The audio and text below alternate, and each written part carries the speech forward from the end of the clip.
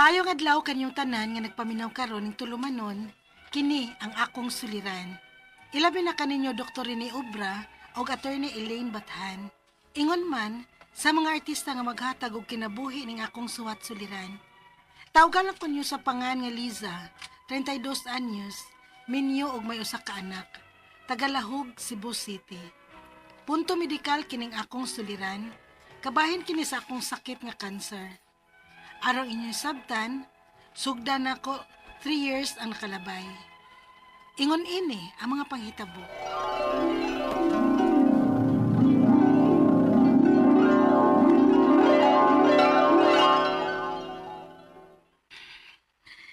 Ngano man ni, uy. Lisa, daon sa man kang nagsige makakikap sa imong liog. Sakit manggod kaayo kong liog, ma. Mao ba? Basig sa porma na nimo sa imong pagkatog, day. Mao siguro, no? Imni na lang nag-pain reliever, oy. O muscle relaxant. Basig mawagtang ra ng sakit.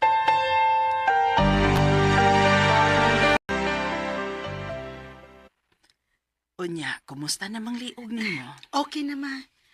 Nakauyon ra ko sa akong giinom. Mao na lang ni akong imnon pirmi basta magsakit ng akong liog.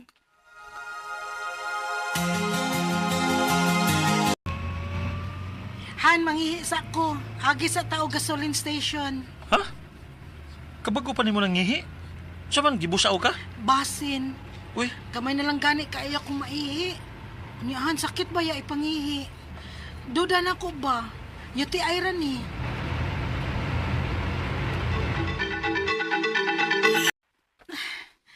Ang ako man sa ning buko-buko ang nagsakit. Ang lisod ko ginhawa. Ma! Ma! Oh, nak? Ma! Naunsa ka? Lisod ko ginhawa. Uy, ginoo ko. Dado na lang kita namo sa doktor. Amo na lang una siyang gipainom og antibiotic o pain reliever. Salamat, Dok. Ug amo pa siyang gitest aron may bawaan yun nato kung unsay problema. Kay duda na ko, lupus ni ang iyang sakit. Unsa, Dok? Lupus? Recorded by X Thunder Gaming.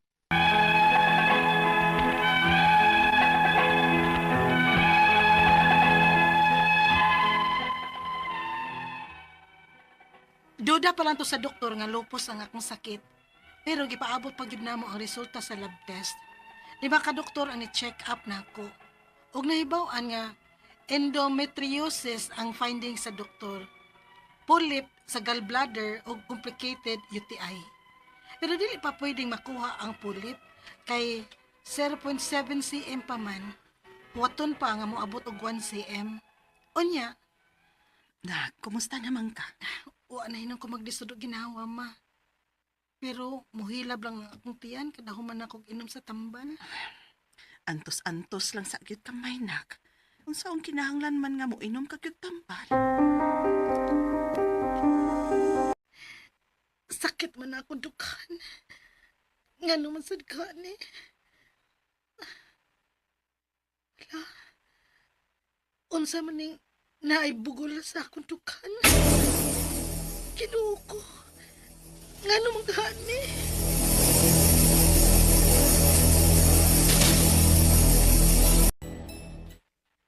Posible nga na kay cancer, ma'am. Tun kay naay metastasis ka kita. Kanser, Dok.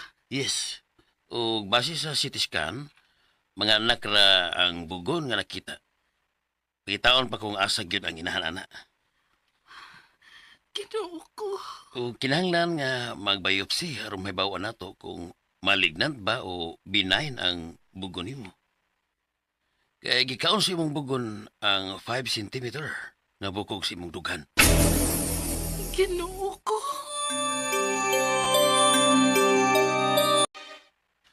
Han, nahadlo ko. ayaw kanlo.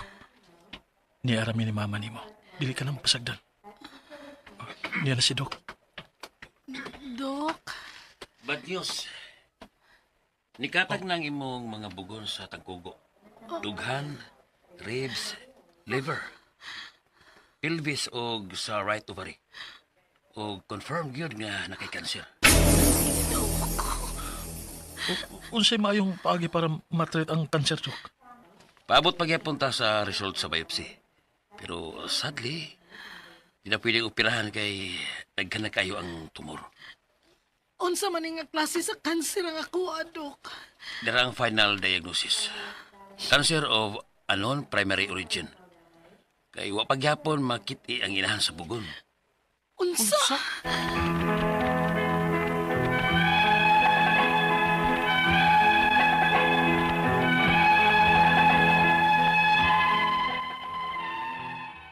Ang tud karon, wa paghihapon ko makasabot kung unsay angay na kong buhaton. Paspas kaayo ang panghitabo. Kalit lang nga, naanak ko'y cancer. Ug ang ako mga pangutana, mao kining mosunod, unang pangutana.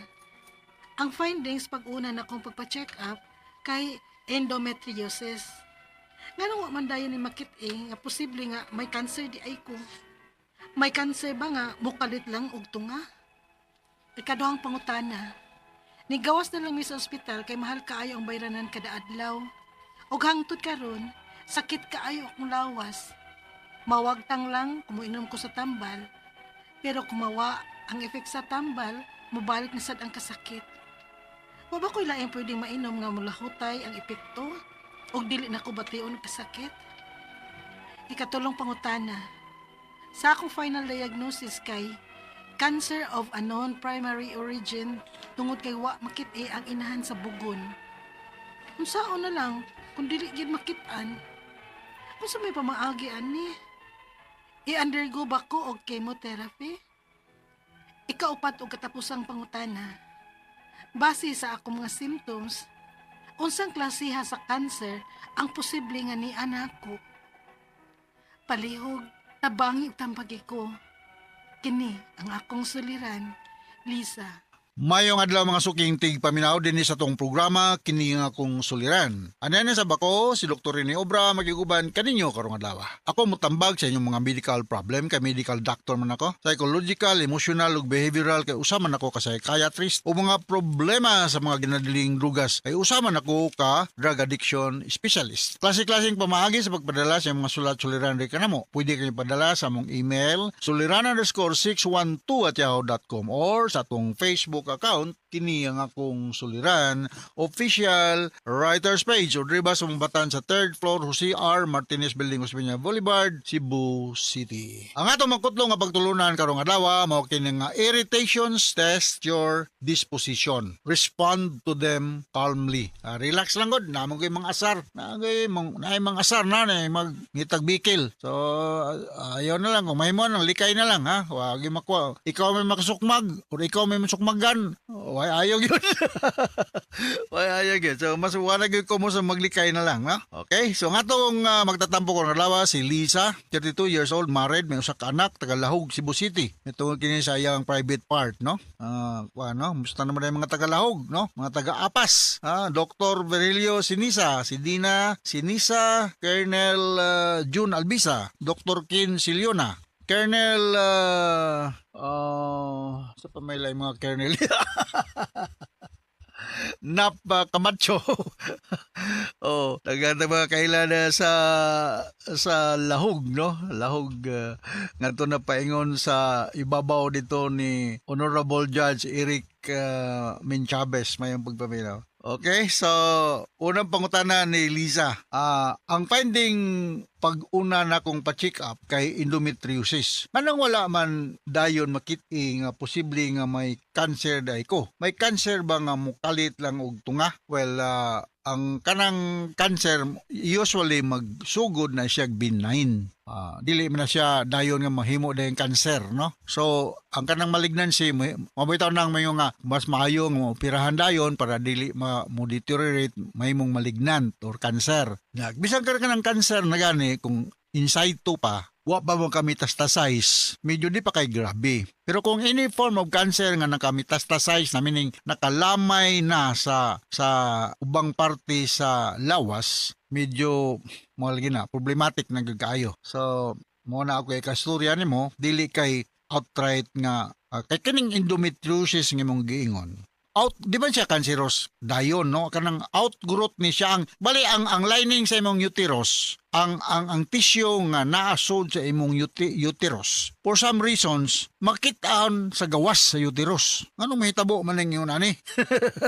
Ang yun sila nga kanang kunong menstrual blood kunong mubalik kuno murabag mo gitawag nino retrograde menstruation. Murabag kanong mubalik pag flow sa paluptiancho mo balik kanto sa pelvic area. Unya instead nga mo gawas, paingon na sa sod. Mo kuno na usas mga hinungdan. Anapay mga something to do with immune system o katong niagi og mga operasyon, usap po nas mga adverse effect o mga genetic no mga problema, no? So mao na nga dili gina outright na himong cancerous, no? It will take time because benign ngadto sa malignant. Ikadong pangutana, nigawas na lang mi sa ospital kay mahal kaayo ang bayranan kada adlaw og hangtod karon sakit kaayo ang akong lawas na wagtang lang kung moinom ko og tambal pero kung mawala ang effect sa tambal mobalik na sa dan sakit. Wala ba ko'y laing pwedeng mainom nga mo lahutay ang epekto og dali nako pation og sakit? Well, for sakit you have to take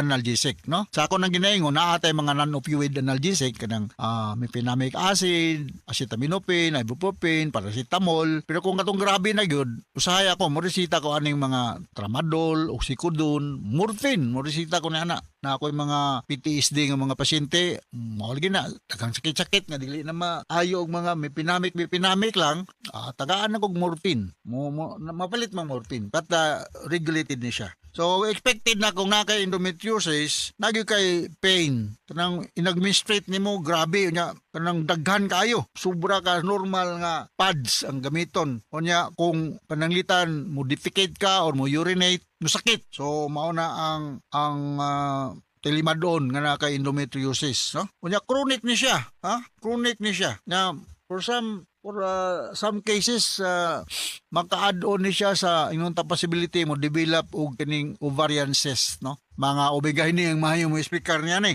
Maningkamot tugulpog ko, ha? Ya lahi ra ni siya sa PCOS, ha? Katong PCOS lahi ra po to siya. Sa mga babae lang gyapon to pero lahi po tong PCOS, lahi po ning endometriosis, no? Kining PCOS, daghan kayong androgen sa iyang lawas, makakos na siyang multiple cyst formation sa ovary. So ang endometriosis, para masabtan ta, ang tissue lining sa sod sa uterus makita nimo sa gawas for some reasons. Ikatulong pangutana, sa akong final diagnosis kay cancer of unknown primary origin tungod kay wala makitaan ang inahan sa bugon. Kung saon na lang kung dili gyud makitaan, unsa may pamaagi ana i-undergo ba ko og chemotherapy. Atong mga oncologist ang mga expert ni ani kuan kining katuningan niya Lisa na oncologist ang mga doktor nga expert aning mga cancer no natay mga chemotherapy na radiation therapy. So muduol ka ani og usa ka oncologist, no? Ikaw pato katapos ang pangutana base sa akong mga symptoms unsang klasiya sa cancer ang posible nga niya nako. Dili lang pug ko magtagna-tagna, no? Pero magdepende na siya sa resulta sa biopsy, ha? You must submit yourself for biopsy o ban pang mga diagnostic procedure para may balaan kung cancer man gyud gani kaha, no? OB-gynecologist ang imong duolon. Kung unsang klase nga cancer diha sa imong internal organ kana ma-determine kung magpa biopsy exam ka, no? Or uban pa man dihang mga diagnostic procedure nga pagahimuon sa atong mga practicing OB-gynecologist. Okay, Les, so inaot nakasabot ka sa akong gitambag nimo og ngadto sa libuan, millions nga naminaw sa atong programa kini ang akong suliran. Once again ako si Dr. Rene Obra. Thank you very much. Kanunayong pagpaminaw. So from all of us sa Radio Mindanao Network Production Center, Radio Mo Nationwide Tatakaraman. Daghang salamat ug maayong adlaw.